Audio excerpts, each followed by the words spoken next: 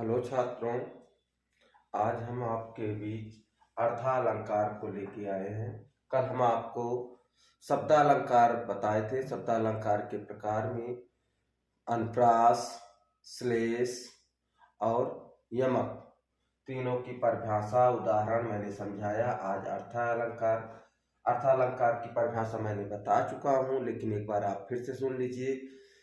जहाँ पर शब्दों के अर्थ की प्रधानता होती है वहाँ पर अर्थालंकार होता है। अब अर्थालंकार में पहला है उपमा, जहाँ पर एक व्यक्ति वस्तु की तुलना दूसरे व्यक्ति वस्तु से की जाए, वहाँ पर उपमा अलंकार होता है। हाँ, ध्यान से सुनिए। कोई भी व्यक्ति हो, वस्तु हो, स्थान हो, उसकी तुलना किसी दूसरे व्यक्ति वस्तु से जब की जाती है तो वहां पर उपमा अलंकार होता है। उपमा अलंकार के अंग हैं। प्रमुख अंगों को हम जानेंगे, बिना जाने हम आगे नहीं बढ़ सकते हैं, क्योंकि इन अंगों का हर जगह प्रयोग आएगा। उपमेय क्या है, उपमान क्या है, साधारण धर्म क्या है, वाचक शब्द क्या है, तो इसको समझेंगे। सबसे पहले हम उपमेय होता है जिससे तुलना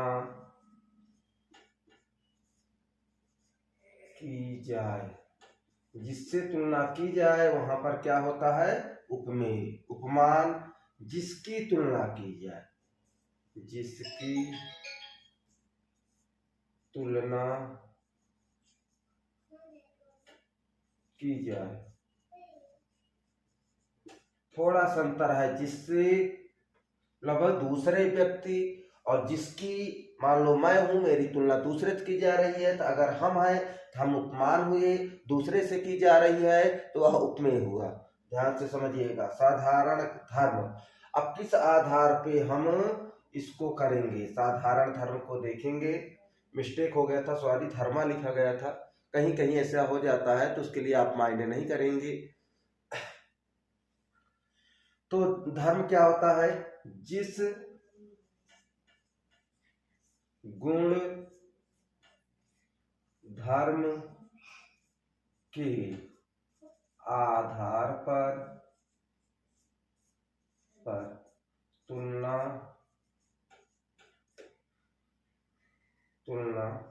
की जाए। जिस गुण धर्म के आधार पर तुलना की जाए वह होता है हमारा साधारण धर्म। अब वाचक शब्द आते हैं। वाचक शब्द को आप ध्यान से देखिएगा। उपमा अलंकार को हमको पकड़ने के लिए एक आसान तरीका है, वाचक शब्दों के द्वारा भी हम पकड़ सकते हैं किसमें उपमा अलंकार होता है। कैसे? वाचक शब्द ध्यान से देखेंगे। उपमा अलंकार के जो उदाहरण होंगे उन उदाहरणों के बीच में ये वाचक शब्द आते हैं, ध्यान से देखेंगे। सा, सी, से, समान, सरिस,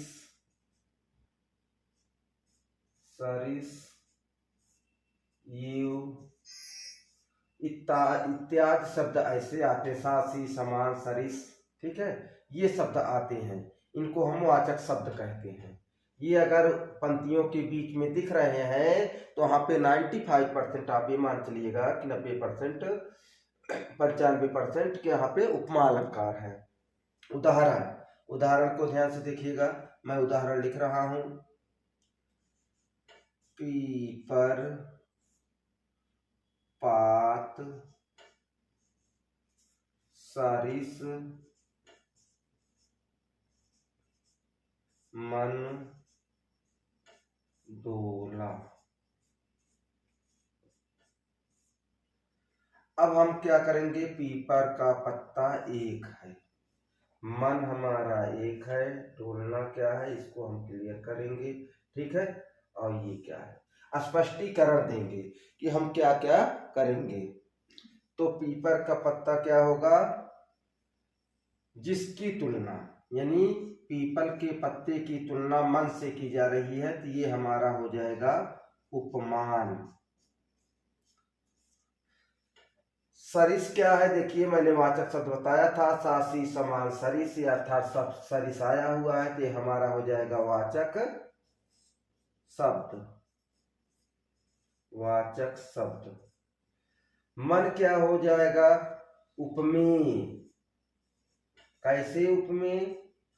पीपल के पत्ते की तुलना, जैसे मन हमारा चंचल होता है उसी प्रकार पीपल का पत्ता डोलता रहता है, इसलिए यह उपमेय हो गया। डोलना क्या है? क्रिया है, इसको हम किस में रखेंगे? साधारण धर्म में। साधारण धर्म। मैं आपको उपमा अलंकार की परिभाषा को बताया, उसके अंग को बताया, उदाहरण के माध्यम से स्पष्टीकरण करके बताया। अभी मैं आपको आगे दूसरा अलंकार बताने चल रहा हूं।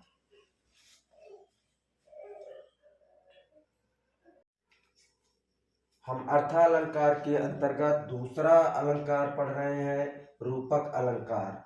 रूपक अलंकार क्या होते हैं?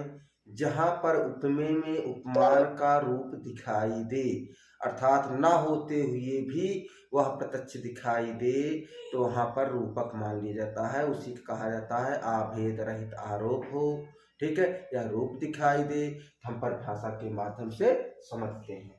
जहां पर उपमेय में उपमान का भेद रहित, अर्थात कोई कमी न दिखाई, अर्थात प्रत्यक्ष दिखाई दे, भेद रहित आरोप हो, अर्थात उपमेय में उपमान का रूप, अर्थात लगे कि हाँ यह उपमेय में उपमान विद्यमान है, अर्थात साक्षात वही है, रूप दिखाई दे, तो वहां पर रूपक अलंकार होता है। यानी आपको परिभाषा के माध्यम से याद हो गया होगा कि रूपक अलंकार में भेद रहित आरोप हो या उपमेय उपमान का रूप दिखाई दे। अब रूपक के भेद होते हैं, पूछा नहीं जाता है, लेकिन हम लोग जितना जानते रहेंगे अच्छा है, क्योंकि यही समय है सीखने पढ़ने का, तो हम जानते रहेंगे। रूपक के 3 भेद होते हैं, निरंग रूपक, सांग रूपक, पारंपरिक रूपक। यानी 3 भेद, निरंग रूपक, सांग रूपक, पारंपरिक रूपक, 3 भेद हैं। अब उदाहरण के माध्यम से हम जानेंगे। कैसे जानेंगे? उदित उदयगिरि मंच पर रघुवर बाल पतंग। यानी हमको यहाँ पता लगाना है कि उदित उदयगिरि मंच पर रघुवर बाल पतंग में कौन सा उपमेय है, कौन सा उपमान है। तो उपमेय हमारा क्या है? रघुवर उपमेय, यानी भगवान राम की जो है तुलना की जा रही है। बाल सूर्य, पतंग माने यहाँ क्या कहा गया? बाल सूर्य उपमान, यानी हमको उपमेय उपमान पता चल गया। इसी प्रकार हम आपसे जुड़े रहेंगे, छोटे छोटे पॉइंटों के द्वारा हम आगे बढ़ते रहेंगे। आप बोर्ड परीक्षा की तैयारी के लिए अभी जितने अलंकार पढ़ाए गए, एक तो और मतलब बताए जाएंगे।